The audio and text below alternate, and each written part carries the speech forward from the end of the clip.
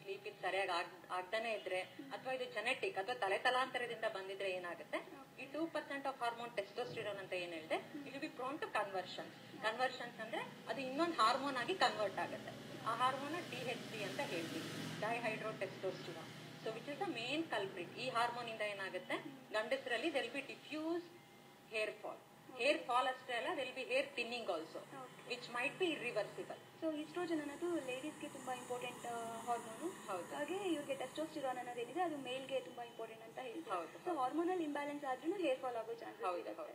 Okay doctor, ಇನ್ನೊಬ್ರು caller ready ಇದ್ದಾರೆ, ಮತ್ತೆ ನಾವು ಚರ್ಚೆ ಮಾಡೋಣ.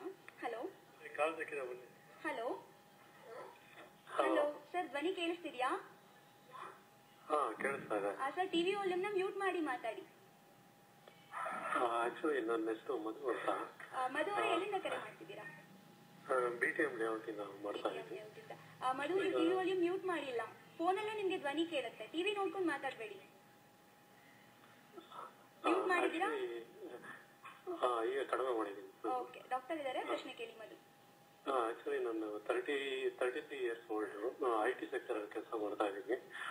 ನನಗೆ ಏನಂದ್ರೆ ಇದು ಗ್ರೇ ಹೇರ್ಸ್ ಸ್ಟಾರ್ಟ್ ಆಗಿದೆ, ವೈಟ್ ಹೇರ್ಸ್. ಅದು ಏನಾದ್ರೂ ಸೊಲ್ಯೂಷನ್ ಇದೆಯಾ ಕಂಟ್ರೋಲ್ ಮಾಡೋದಕ್ಕೆ ಅಂತ? ಈಗ 33 ಇಯರ್ಸ್ ಅಂತ ಹೇಳಿದ್ರಿ ಅಲ್ವಾ? ಅಂದ್ರೆ ತುಂಬಾ ಆಗ್ತಾ ಇದೆ ಗ್ರೇ ಹೇರ್ಸ್. ಅದು ಸ್ಟಾರ್ಟ್ ಆಗಿ ಒಂದು 4 ಇಯರ್ಸ್ ಆಗಿದೆ. ಮುಂಚೆ ಸ್ವಲ್ಪ ಇತ್ತು, ಈಗ ಸ್ವಲ್ಪ ಜಾಸ್ತಿ ಆಗ್ತಾ ಇದೆ, ವರ್ಷ ಜಾಸ್ತಿ ಆಗ್ತಾ ಇದೆ. ಸೊ ಅದಕ್ಕೆ ಏನ್ ಸೊಲ್ಯೂಷನ್ ಕಂಟ್ರೋಲ್ ಮಾಡಕ್ ಆಗುತ್ತಾ? ಅದಕ್ಕೆ ಟ್ರೀಟ್ಮೆಂಟ್ ಇದೆಯಾ? ಆಲ್ರೆಡಿ ಗ್ರೇ ಆಗಿರೋ ಹೇರ್ಸ್ ನ ಮತ್ತೆ ಬ್ಲಾಕ್ ಮಾಡಕ್ ಆಗುತ್ತಾ? ಇಲ್ಲ ಅಂದ್ರೆ ಇರೋ ಗ್ರೇ ಬ್ಲಾಕ್ ಹೇರ್ಸ್ ನ ಯಾವ ತರ ಮೇಂಟೈನ್ ಮಾಡ್ಬೇಕು ಅಂತ ಅದು ಸೊಲ್ಯೂಷನ್ ಬೇಕಾಗಿದೆ. ಮಧು ಅವರೇ, ತುಂಬಾ ಚೆನ್ನಾಗಿ ಪ್ರಶ್ನೆ ಕೇಳಿದೀರಾ. ನಿಮ್ ಪ್ರಶ್ನೆಯಲ್ಲೇನ ಅರ್ಧ ಉತ್ತರ ಇದೆ. ಸೊ ಈ ಹೇರ್ ಗ್ರೇಯಿಂಗ್ ಪ್ರಾಬ್ಲಮ್ ಎಷ್ಟು ವರ್ಷದಿಂದ ಇದೆ ಅಂತ ಹೇಳ್ತಿದ್ದೀರಾ? ಈಗ 33 ಅಂತ ಹೇಳಿದ್ರಿ, ಬಟ್ ಎಷ್ಟು ವರ್ಷದ ಹಿಂದೆ ಸ್ಟಾರ್ಟ್ ಆಯ್ತು? ಈಗ ಸುಮಾರು 5 ವರ್ಷದ ಹಿಂದೆ ಒಂದು 10-15 ಹೇರ್ಸ್, ಗ್ರೇ ಹೇರ್ಸ್ ಸ್ಟಾರ್ಟ್ ಆಯ್ತು. ಮತ್ತೆ ಅದು ದಿನೇ ಇದೆ ಸ್ಪ್ರೆಡ್ ಆಗ್ತಾ ಹೋಯ್ತು ತಲೆಗೆಲ್ಲ, ಆ ತರ. So at the age of 27-28 start ಆಗಿದೆ ಅಂತ ಹೇಳ್ತಾ ಇದ್ದೀರಾ?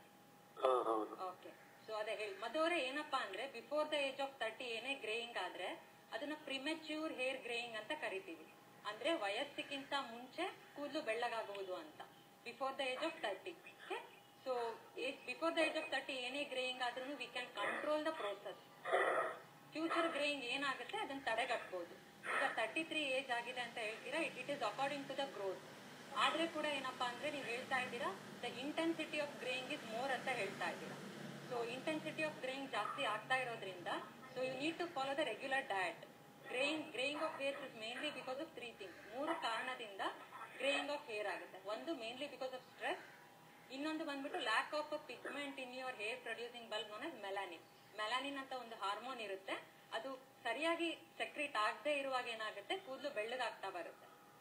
Third is mainly because genetic, jeans ಅಂತ ಹೇಳ್ತೀವಿ. ಅಂದ್ರೆ ತಂದೆ ತಾಯಿಗೆ ಏನಾದ್ರೂ ಬೇಗ ಕೂದಲು ಬೆಳ್ಳಗಾಗ ಸ್ಟಾರ್ಟ್ ಆಗಿದ್ರೆ ನಿಮ್ಗೂ ಕೂಡ ಬೇಗ ಅದು ಬೆಳ್ಳಗಾಗ್ತಾ ಬರುತ್ತೆ.